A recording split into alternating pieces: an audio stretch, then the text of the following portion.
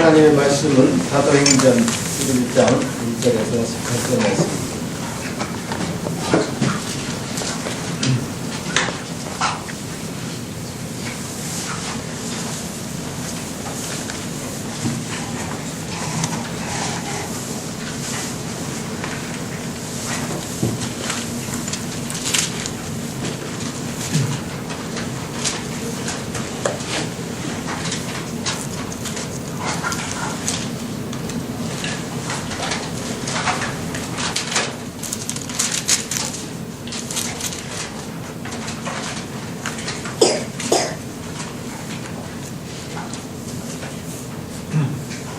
사도행전 11장 1절에서 18절까지 한 절씩 교독하시겠습니다. 유대에 있는 사도들과 형제들이 이방인들도 하나님의 말씀을 받았다 함을 들었더니 베드로가 예루살렘에 올라갔을 때에 할례자들이 나타나여 이르되 내가 무할례자의 집에 들어가 함께 먹었다 하니 베드로가 그들에게 이 일을 차례로 설명하여 이르되 내가 요바시에서 기도할 때에 황홀한 중에 환상을 보니 큰 보자기 같은 그릇이 내 귀에 매어 하늘로부터 내려 내 앞에까지 두리워졌고 그것을 주목하여 보니 땅에 네발가진 것과 들짐승과 기는 것과 공중에 나는 것들이 보이더라. 또 들으니 소리 있어 내게 이르되 베드로야 일어나 잡아 먹으라 하거늘 내가 이르되 주님 그럴 수 없나이다. 속되거나 깨끗하지 아니한 것은 결코 내 입에 들어간 일이 없나이다. 또 하늘로부터 두 번째 소리 있어 내게 이르되 하나님이 깨끗하게 하신 것은 내가 속되다고 하지 말라 하더라. 이런 일이 세 번 있은 후에 모든 것이 다시 하늘로 올라가더라. 마침 세 사람이 내가 유숙한 집 앞에 서 있으니 가이사랴에서 내게로 보낸 사람이라. 성령이 내게 명하사 아무 의심 말고 함께 가라 하시매 이 여섯 형제도 나와 함께 가서 그 사람의 집에 들어가니 그가 우리에게 말하기를 천사가 내 집에 서서 말하되 내가 사람을 요바에 보내어 베드로라 하는 시몬을 청하라. 그가 너와 내 본집이 구원받을 말씀을 내게 이르리라 함을 주었다 하거늘 내가 말을 시작할 때에 성령이 그들에게 임하기를 처음 우리에게 하신 것과 같이 하는지라. 내가 주의 말씀에 요한은 물로 세례를 베풀었으나 너희는 성령으로 세례를 받으리라 하신 것이 생각나노라. 그런즉 하나님이 우리가 주 예수 그리스도를 믿을 때에 주신 것과 같은 선물을 그들에게도 주셨으니 내가 누구에게 하나님을 능히 맡겼느냐 하더라. 그들이 이 말을 듣고 정찬하여 하나님께 영광을 돌려 이르되 그러면 하나님께서 이방인에게도 생명 얻는 기회를 주셨도다 하니라. 자, 오늘 우리가 새로운 예배 초서에서 이렇게 예배를 2017년을 맞이해서 시작하겠습니다. 주님께서 우리에게 주신 이 귀한 공동체 예배를 통해서 우리는 제가 칼럼에 썼습니다만 하나님이 무엇을 원하시는가, 하나님이 우리에게 요구하시는 것이 무엇인가, 하나님의 말씀은 뭐라고 말씀하시는가, 아무리 돌려봐도 이 세상으로부터는 우리가 선한 것을 들을 수가 없을 것 같고 하나님의 말씀에 포커스를 맞춰서 그리 집중해야 될 것 같습니다. 그래서 우리가 가야 될 길이 아닌가 생각합니다. 우리가 이렇게 광야, 부산처럼 기도하신 것처럼 광야에 나왔는데 광야에서 우리가 의지할 것은 이 자연을 의지할 수 없습니다. 자연을 통해서 우리가 생산되는 게 없기 때문에 불기둥과 구름기둥만 의지해서 광야에서 길을 찾아갔거든요. 더욱더 하나님의 말씀을 민감한 우리가 되었으면 좋겠습니다. 더욱더 하나님의 말씀에 포커스를 맞추는 예수 사도들의 성도들에게는 좋겠습니다. 그런 의미에서 우리가 사도행전 말씀을 계속 지금까지 봐오고 있는데요. 11장에 이르렀습니다. 사도행전의 역사는 지금 우리가 지금 믿는 자로서 성도로서 교회로서 어떤 삶을 살아야 될 것인가 라는 것을 되게 초기적인 상태에서 보여주고 있는 말씀입니다. 무슨 말씀이냐면 사도행전의 이 말씀을 통해서 사도행전의 이 성도들의 신앙생활을 통해서 우리가 어떻게 살아야 될 것인가를 기초를 굉장히 보여줍니다. 예수님이 말씀인 복음서, 사복음서, 예수님의 말씀을 공부하면 그 말씀이 적용되고 실천되는, 우리 삶에 실제적으로 적용되고 실천되고 또 교회에 적용되는 그런 연결고리 역할을 사도행전이 하고 있거든요. 그래서 사도행전은 말씀이 처음 실현되는 역사들이 많아요. 그 중에 하나가 바로 성령 세례죠.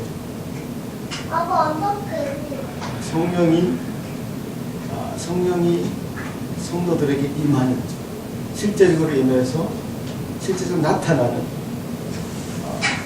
그동안 그것이 무엇인가 몰랐던 그 개념만 가지고 있었고, 저게 과연 무슨 소린가? 예수님이 뭐 그런 말씀을 하시긴 하시는데,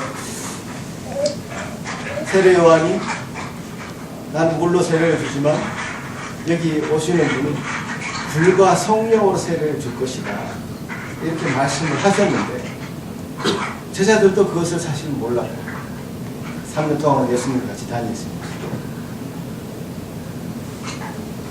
실제로 경험하지 못했고, 예수님이 돌아가신 이후에, 승천하신 이후에야 드디어 저 말씀, 예수님의 하신 저 말씀, 세례 요한이 하신 말씀 무엇인가를 경험하게 됩니다. 그러니까 바로 사도행전. 사도행전 2장에서 제자들이 그것을 처음 경험했고, 성령의 경험을, 성령의 세례를 받는, 성령이 실제로 임하는 그 경험을 했고, 또 사도행전 11장에 와서 유대인들이 아닌, 제자들이 아닌, 전혀 이방인이라고, 전혀 우리와는 다른 사람이라고 배척했던 그 사람들에게 성령이 임하는, 성령 세례가 임하는 그런 현장을 또 보게 됩니다. 사도행전 10장에서 그 사건이 일어났고, 사도행전 11장은 그 사건을 이제 설명하는 대목. 전에 설교를 듣지 않은 분들을 위해서 잠깐 요약을 하면, 고넬료라고 하는 백부장에 하나님이 꿈에 나타나서 환상으로 보여주었습니다. 가서 베드로를 데려와라. 또 그와 동시에 베드로에게도 환상 중에 내 보자기에 각종 짐승들이 쌓인 보자기가 하늘에서 내려오는데 이것을 받아 먹으라고 하나님이 말씀하실 때, 베드로는 결코 난 이런 것을 먹을 수 없습니다, 내 입으로 저렇게 부정한 음식들을 먹은 적이 없습니다, 거부했지만 그것이 3번이나 연속해서 보여지면서 이것을 받아 먹으라고 하면서, 그래서 그런 일이 3번 있고 나서 자기 집 앞에 마침 자기를 데리러 온 고넬료의 사람이 있었고, 그 고넬료 사람에 의해서 고넬료가 있는 가이사랴까지 가게 되죠. 그래서 고넬료의 집에 가서 고넬료와 그 가정에게 복음을 전하게 됩니다. 그 복음의 내용은 예수 그리스도의 십자가와 부활하신 주, 그리고 그것을 믿는 자만이 죄 사함을 얻게 되리라는 죄 사함의 교리를, 말씀을 전하고 있죠. 그럴 때에 그들에게 성령이 임하게 됩니다. 성령 부어 주심으로 말미암아 베드로도 놀라고 거기에 온 할례 받은 신자들도 놀라고 이방인들도 놀랐다고 기록되어 있습니다. 놀랐을 뿐만 아니라 그들이 방언을 말하고 하나님 높임을 걸었습니다. 그래서 베드로가 이렇게 얘기합니다. 이 사람들이 우리와 같이 성령을 받았으니 누가 능히 물로 세례하는 것을 금하겠는가 하면서 그 자리에서 세례를 베풀고 며칠간 더 머물다가 돌아옵니다. 자, 이 이야기를 현장에서 경험한 베드로 사도와 여러 사람들이 있었는데 정작 교회의 본부가 있는 예루살렘에서 이 소식을 듣고는 어떻게 이런 일이 일어날 수 있는가 의아하게 생각한 것이죠. 어떻게 그들이 성령을 받을 수가 있는가? 어떻게 이방인들도 하나님 말씀을 받을 수가 있는가? 의문을 가지게 됩니다.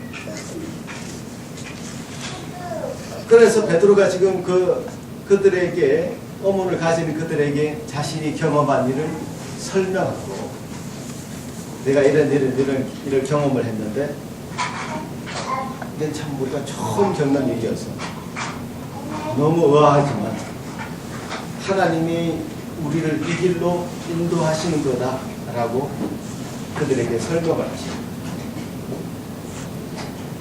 그것이 핵심적인 내용은 바로 성령으로 그들도 세례를 받았다고 하는 거예요. 16절에 이렇게 기록하죠. 내가 주의 말씀에 요한은 물로 세례를 베풀었으나 너희는 성령으로 세례를 받으리라 하신 것이 생각난다. 세례 요한이 그렇게 말한 것이 생각난다. 그러니까 그렇게 복음서에서 그 말씀하신 것이 이제 적용이 되는 것이 생각이 났고 또 하나님이 우리가 주 예수 그리스도를 믿을 때에 주신 것과 같은 선물을 그들에게도 주신 것이 분명하다. 그러기에 내가 누구간데 하나님이 하신 일을 맡겠느냐라는 말씀으로 설명하니까 모든 사람들이 이 말을 듣고 잠잠하여졌고 하나님께 영광을 돌릴 수밖에 없었고 그것은 이방인들에게도 생명 있는 해결을 주시는 일이라고 생각했던 것입니다. 그래서 제가 오늘 여기 좀 더 자세하게 설명하고자 하는 것은 이 역사적인 기록은 지난번에도 얘기했고 오늘도 좀 간단하게 단축해서 설명을 했기 때문에 잘 알 것입니다. 더 핵심적으로 제가 말씀드리고자 하는 것은 바로 성령으로 세례를 받는 것이 무엇입니다. 세례라는 것은 구약 성경에는 잘 나오지 않는 단어입니다. 신약에서만 보이는 단어인데요. 구약 시대에 이런 단어들이 있었죠. 문둥병을 치료한 후에 물로 씻었다. 이런 단어들이 있습니다만은 세례라는 단어는 본격적으로 마태복음 3장 11절에서 세례 요한이 아까 말씀드린 대로 나는 물로 세례를 베풀지만 지금 오시는 이는 불과 성령으로 세례를 받겠습니다. 라는 말을 통해서 세례라는 말을 연결합니다. 우리가 사도행전 8장에서 빌립이 물 세례를 베푸는 장면을 통해서 세례라는 단어를 또 사도 바울에 의해서 서신서에서 세례를 더 깊이 있게 설명을 합니다. 그러니까 이 세례라는 것은 한마디로 예수와 연합한다는 의미입니다. 그리고 예수와 함께 죽는다는 것을 의미합니다. 여러분 세례 받으실 때 그 세례의 의미를 다시 한번 세례의 의미를 생각하셨을 텐데 다시 한번 생각해 보면 세례는 예수님과 연합하는 것이고 예수님과 함께 죽는다는 것을 그래서 물에 들어가죠. 또한 베드로는 세례는 육체의 더러움을 제함이 아니라 양심이 하나님을 찾는 것이라고 이렇게 설명합니다. 그런 세례라는 의미가 있는데 바로 성령으로 세례를 받는다. 성령 세례라는 것은 과연 무엇인가? 당시 예루살렘의 사도들, 베드로를 비롯한 사도들은 이방인들에게는 복음이 전거될 수 없다고 믿었습니다. 그래서 이방인들이 이렇게 성령으로 세례를 받는 모습을 보고는 처음에는 믿을 수 없었고 자기의 전통과 생각으로는 가당치 않은 일이었습니다. 이 사건으로 말미암아 초대교회의 그 복음의 방향이 수정됩니다. 교회의 정책이 바뀌게 됩니다. 되게 두려운 것입니다. 이 처음 가는 길은 다 두렵습니다. 우리가 그동안 지키고 보존해왔던 것을 그대로 이어가는 것은 안전한 길이라고 생각하고 사람들이, 그래서 그 길을 붙잡기를 원해요. 그 길에 그냥 서 있기를 원해요. 아무도 가지 않은 길. 우리가 처음 시작하는 것은 두려움이 있습니다. 종교 계획을 처음 시작할 때 얼마나 두려웠습니까? 애굽에 그냥 살고 있었으면 괜찮았지만, 애굽에 살고 있었으면 참 그래도 야채도 좀 먹고 고기도 좀 먹을 수 있었는데, 광야에 나오니까 부추도 못 먹고 수박도 못 먹고 고기도 못 먹고, 자기들이 적응할 수 없어서 그렇게 불평불만을 했던 이스라엘 백성들을 생각해보면 아무리 힘들고 어렵더라도 자기가 그냥 살아왔던 그 집에서, 가정 환경에서, 또 그 사회 환경에서 그 전통 가운데 살아가는 것은 사람들이 그래도 쉽습니다. 또 그렇게 살고 싶어요. 그러나 이 고넬료 가정에게 성령이 임하는 사건을 통해서 교회의 전체적인 방향이 바뀌고 수정되고 새로운 길을 걷게 되는, 새로운 길을 가게 되는 그런 것이죠.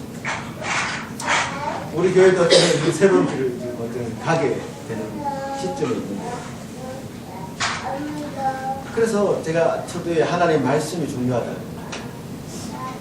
하나님 말씀하시면 언제든지 우리는 바뀔 수 있다는 자세가 필요한 것이죠. 하나님 말씀이 아니면 그것이 아니라고 내 자신을 단념할 수 있는 용기가 필요한 것이죠.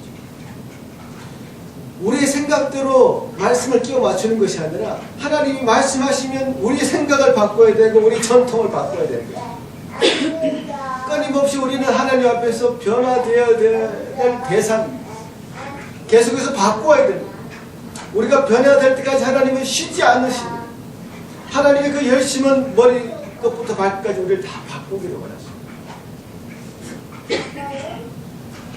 내가 생각하는 게 하나님 내 생각을 좀 도와주십시오 이게 아니라 하나님이 원하시는 나의 모습은 이미 다 정해져 있고 그려져 있고, 하나님 끊임없이 그 퍼즐에 우리를 맞추기를 원하십니다.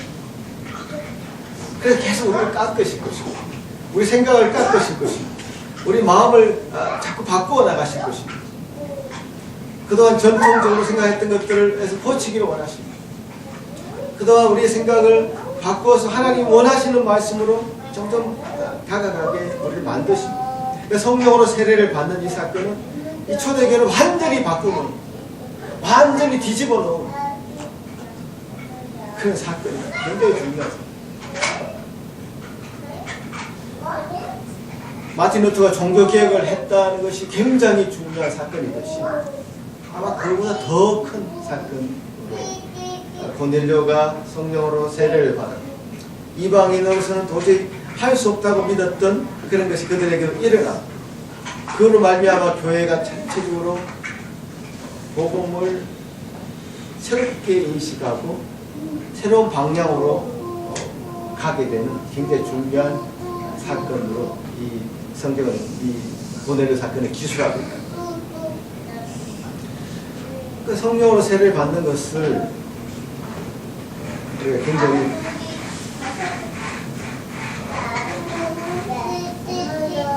유의해서 잘 알아야 돼요. 왜냐하면 또 이 부분에서 사람들이 오해를 할 수 있는 부분들이 좀 많습니다. 사실. 이미 사도행전 1장 5절에서 사도행전을 배워왔던데 계속 반복해서 하고 있습니다만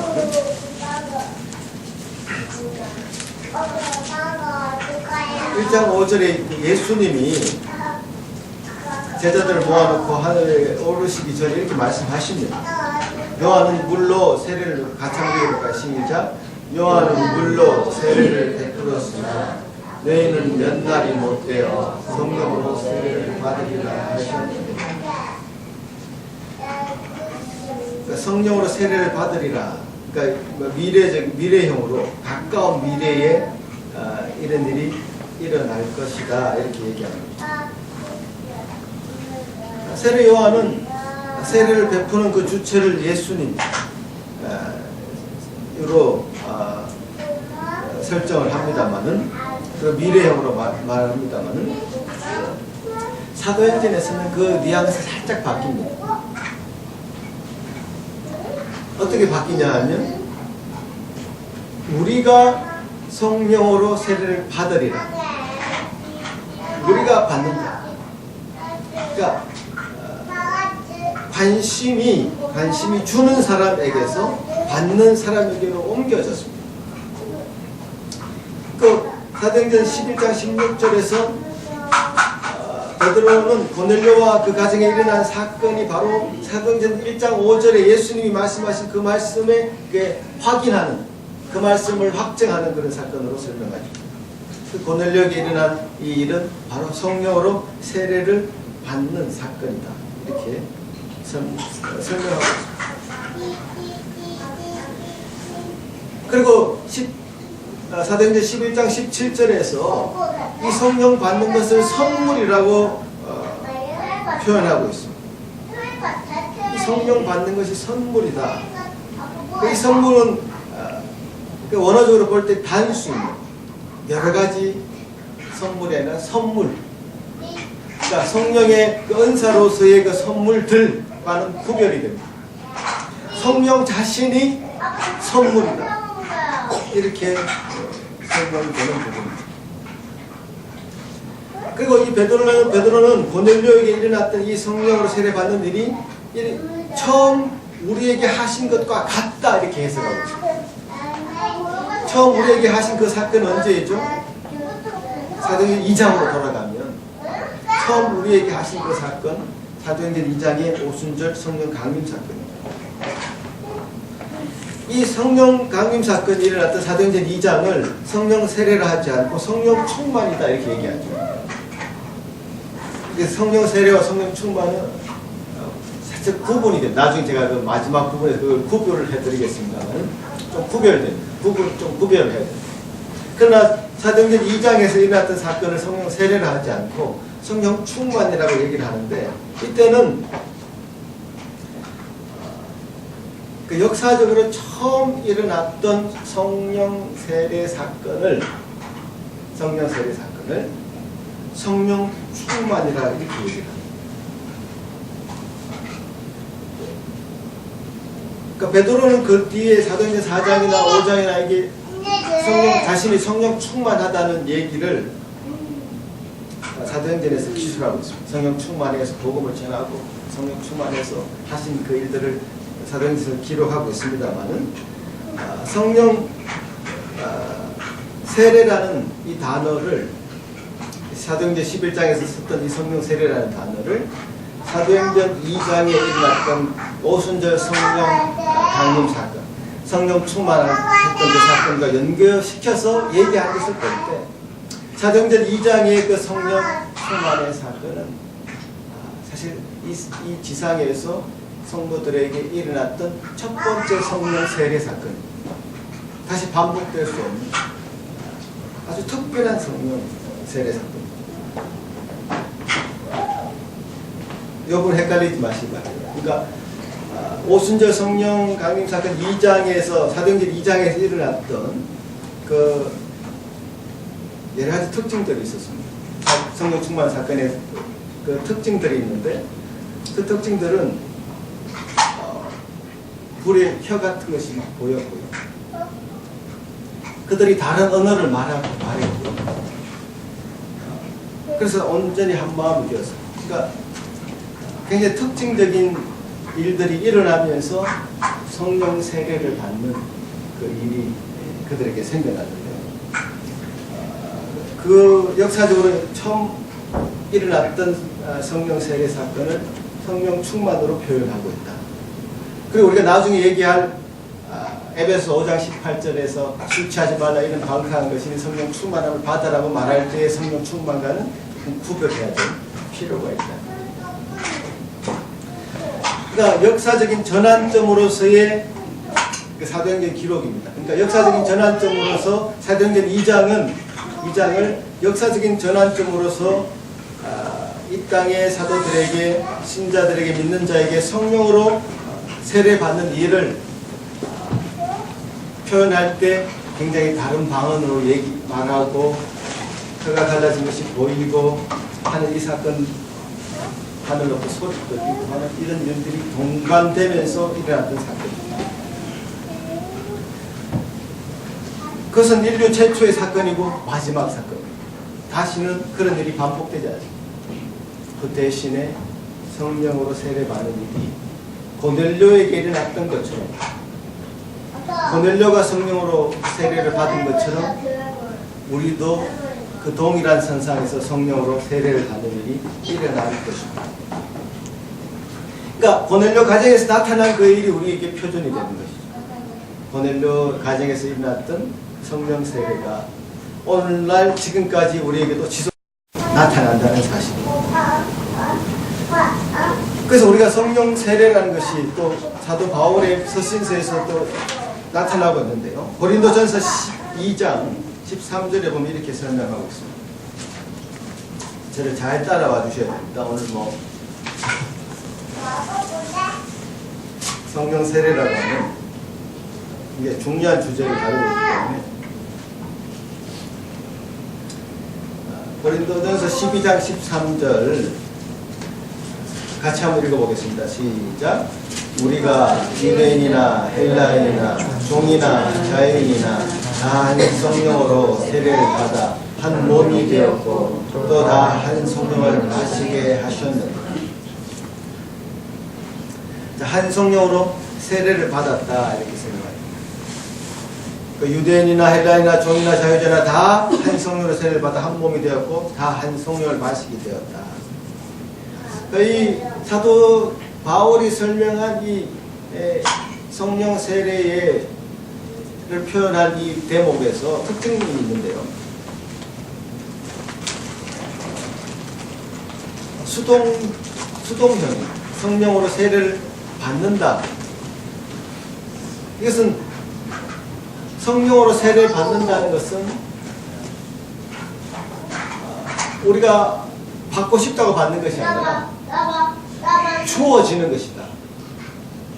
사도행전 11장 5절에서도 그렇게 얘기하고 또 사도행전 11장 16절에도 그렇게 얘기하고 고린도전서 12장 13절에도 이렇게 얘기하는데요. 성령 세례는 사람이 수동적으로 성령을 수용할 뿐이지 능동적으로 얻어낼 수 있는 것이 아니다.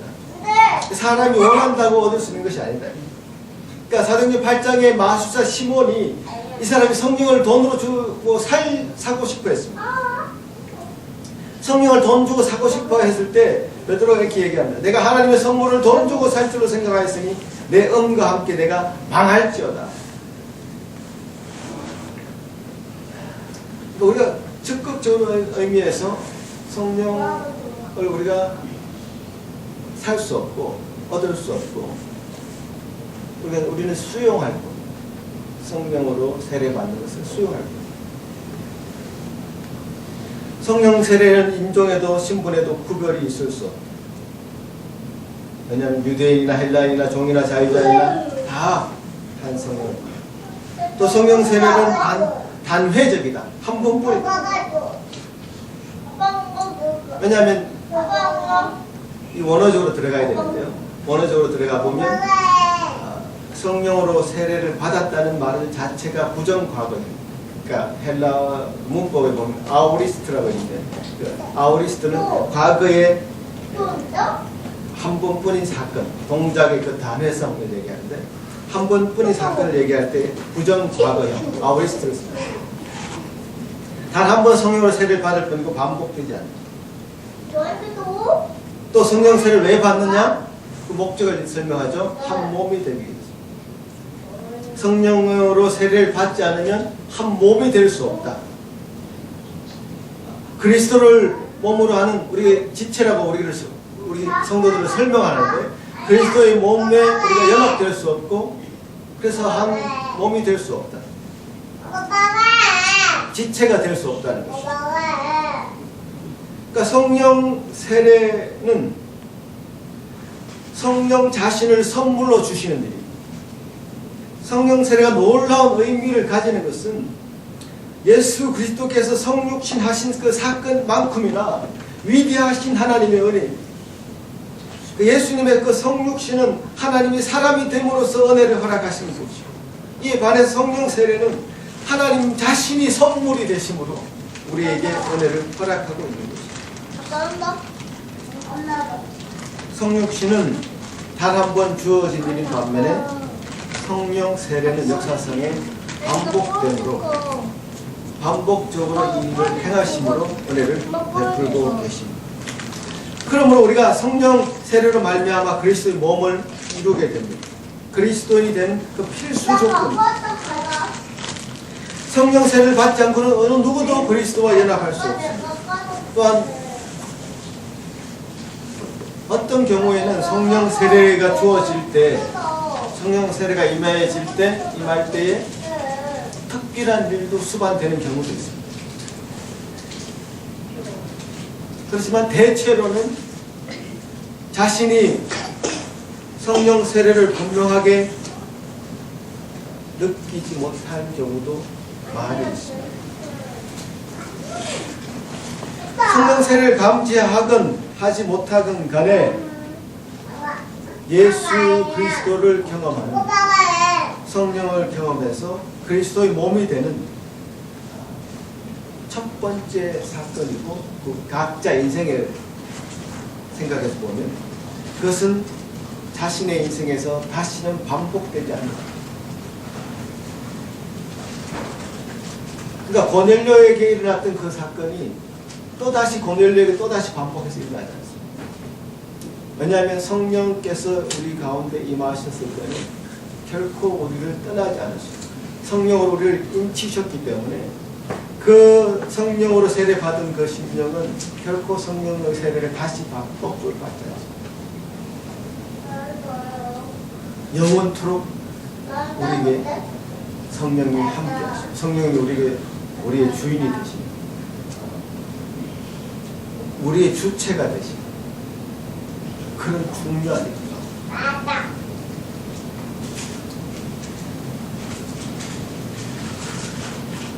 지금 사실은 더 많이 설명할 것이 많은데, 왜냐하면 이 주제에 대해서 사도 바울도 더 많이 얘기를 했고 또 따져봐야 될 게 많이 있습니다만 짧은 시간에 요약적으로 다시 한번 설명드립니다.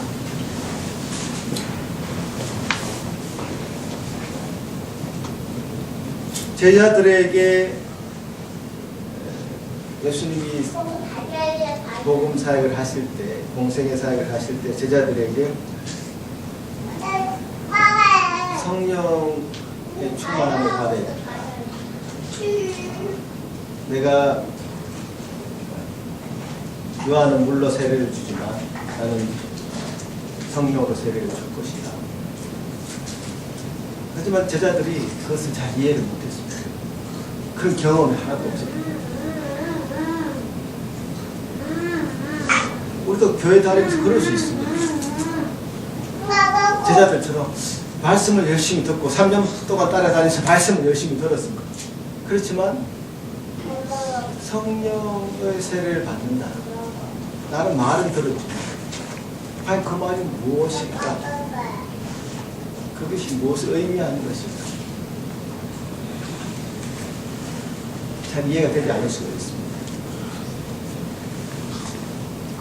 하지만 그 일이 역사적으로 사도행전 2장에서 일어났고 사도행전 11장에서 고넬료에게 일어났습니다. 이 말은 그리스도인이 되기 위해서는 반드시 그 일이 일어나야 된다는 것입니다. 그리스도인이 되기 위해서는 성령 세례가 우리 삶의 여정 가운데 10대 때 일어나든 20대 에 일어나든 30대 에 일어나든 40대 에 일어나든 50대 에 일어나든 죽기 직전에 일어나든 일어나야 됩니다. 그 일이 일어나지 않으면 그리스도인이 아니라는 뜻입니다. 그리스도인이 아니면 구원과는 상관없는 사람이라는 뜻입니다.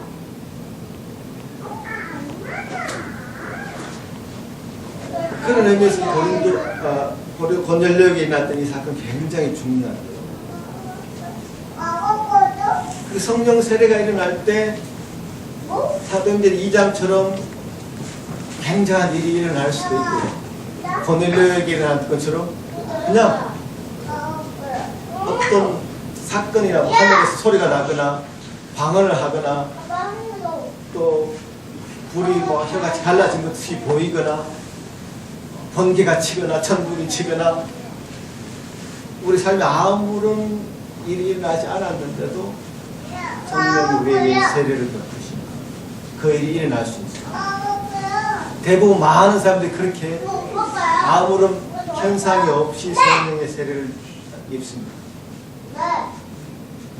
단 이런 경우가 있습니다. 그래서 제가 지금 성령 충만을 설명하겠습니다. 성령으로 세례를 받은 사람들 가운데도 고린도전서 3장에 보면 육계에 속한 사람 이런 설명이 나옵니다. 성령으로 충만하지 않을 수 있습니다. 사도 바울이 고린도 교회 성도들에게 막 꾸짖잖아요. 육에 속한 사람이라 아직까지 젖먹이라 그리스도인이 되어서 성령 세례를 받았음에도 불구하고 성령을 따라 살지 않으면 육신에 속한 사람 똑같이 살게 그리스도인이 되었음에도 불구하고 하나님을 기쁘게 하지 못하고 여전히 사람을 기쁘게 하려고 합니다. 여전히 세상에 빠져서 살고 세상의 가치가 중요하고 말씀의 가치와 하나님의 말씀에 따라 살지 않습니다. 육신에 속한 사람이 있을 수 있습니다. 이 사람의 모습은 그리스도인임에도 불구하고 여전히 세상 사람과 똑같이 보입니다. 그래서 그 사람들에게는 성령의 충만이 필요합니다. 성령의 세례는 개인 인생 안에서 한 번만 일어나는 단회적인 사건입니다만 성령 충만은 반복적으로 일어납니다. 또 성령 충만은 수동적으로 우리가 받을 수밖에 없는 성령 세례는 수동적으로 우리가 받을 수밖에 없는 것인 반면에 성령 충만은 에베소서 뭐라고 얘기합니다. 술 취하지 말라 이런 방탕한 것이니 성령의 충만함을 받으라 명령합니다. 그 명령할 수 있습니다. 성령 충만. 우리 자신을 막 쳐서 채찍질해서 우리 자신의 모습을 들여다보고 하나님의 그 성령 세례를 받은 자로서 그리스도인으로서의 모습이 보이지 않으면 성령 충만을 간구할 수 있고 성령 충만 받게 해달라고 매달릴 수 있고 성령 충만 받게 해달라고 주님 앞에 기도할 수 있습니다.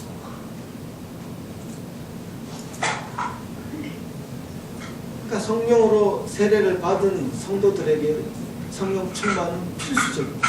또 반드시 간구해야 될 것입니다. 왜냐하면 성령 충만하지 않으면 성령 세례를 받은 그리스도인이라 할지라도 이 세상 사람들과 똑같이 보이기 때문에 성령 세례 받은 그리스도인에게 성령 충만하게 되면 나타날 수 있는 모든 현상들이 사도행전 지금부터 제가 말씀드리는 12장부터 펼쳐져 있습니다. 또 사도 바울이 쓴 이 고린도전서를 비롯한 많은 서신서에서 펼쳐져 있습니다. 성령 충만한 모습의 사람들의 모습이 다 그려지고 있습니다. 그렇게 살아가는 사람들이 되게 됩니다.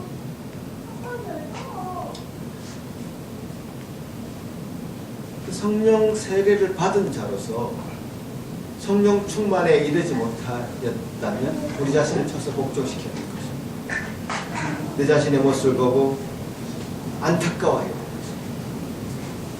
성령님이 내게 말씀하시고 말씀이 내게 요구하시는 말을 자꾸 거부하고 그 말씀에 따르려고 하지 않고 있다면 자신을 쳐서 복종시켜야 됩니다. 그래서 충만함을 받도록 해요. 그래서 주님께서 우리에게 주신 성령으로 충만하게 된 사람의 모습이 사도행전에서 서신서에서 충분하게 그려주고 제가 뭐 지난주 에베소서 말씀을 통해서도 확인해 드리잖아요. 우리가 이렇게 살았으면 좋겠다. 어떤 부모가 될 것인지, 어떤 자녀가 될 것인지, 어떤 직원이 될 것인지, 어떤 사장이 될 것인지, 어떤 사회의 구성원의 모습으로 살아가야 될 것인지가 성경에 성령 충만한 모습의 모습으로 그려줍니다.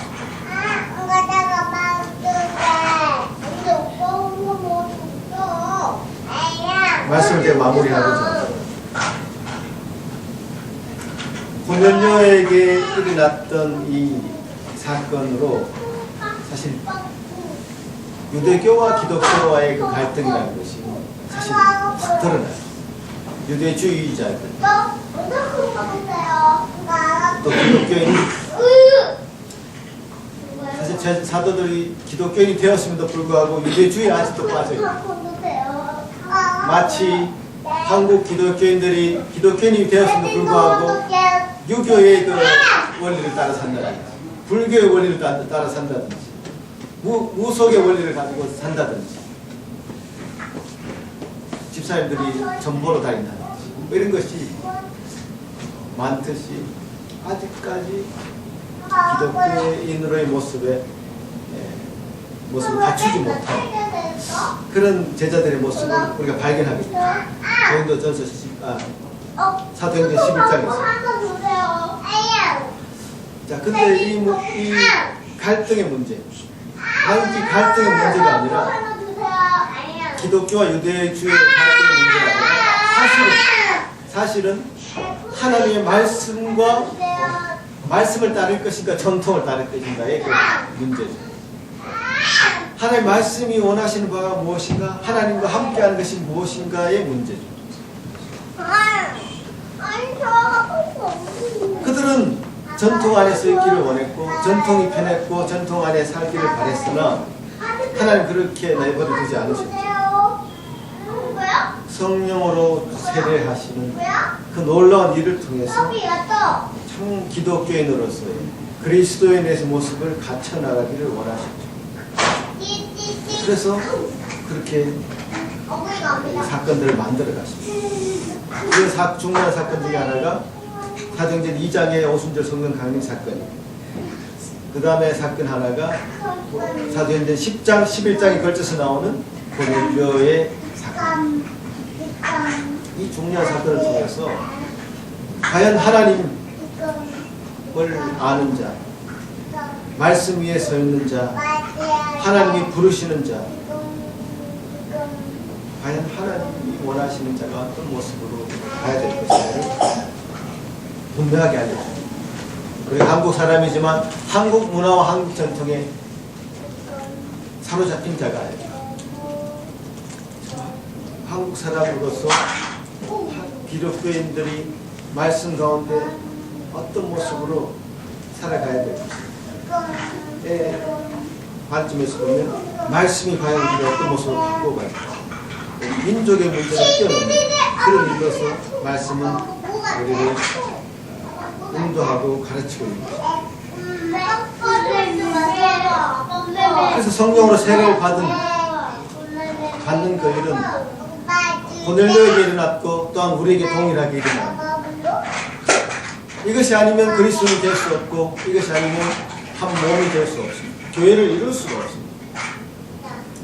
이것을 통해서 교회가 이루어지고 교회가 세워져 갈 때에 교회는 끊임없이 성령 충만을 향해서 우리 자신을 채찍질하고 주님 앞에 늘 쓰도록 우리 자신을 주님 앞에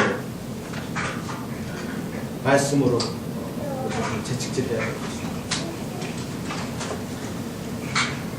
그런 과정을 보여주는 한 중요한 대목이 고넬료의 말씀을 통해서 은혜를 받으시고 앞으로 이 말씀을 통해서 지속적인 은혜가 여러분에게 임하시기를 간절히 바랍니다.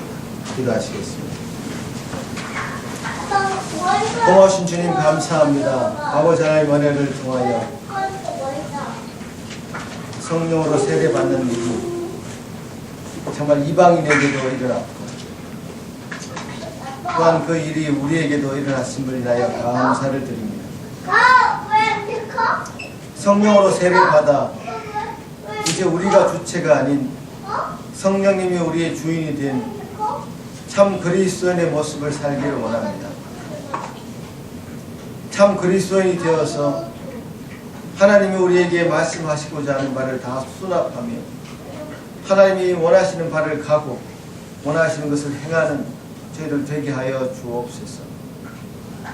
말씀으로 세워져가는 교회 되게 하여 주옵시고 말씀으로 세워져가는 가정 되게 하여 주옵소서.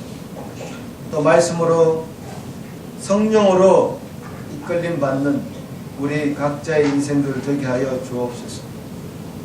그리하여서 하나님 우리에게 원하시는 것이 무엇인지 정말 진지하게 알아가고 연구하며 주님 앞에 이런 것을 가지고 매달리고 그래서 우리를 쳐서 복종시키는 그래서 결국에는 성령 충만한 성도들로 날마다 살아가기를 우리가 기도하고 간구하는 저희들 되게 하여 주옵소서. 아버지 하나님 은혜를 이 시간 구하였사오니 여기 모인 모든 지체들 성령으로 세례받은 자 되게 하시고 세례받은 자라면 충만한 자 다 될 수 있도록 도와주시옵소서. 감사하고 예수님 이름으로 기도하옵나이다.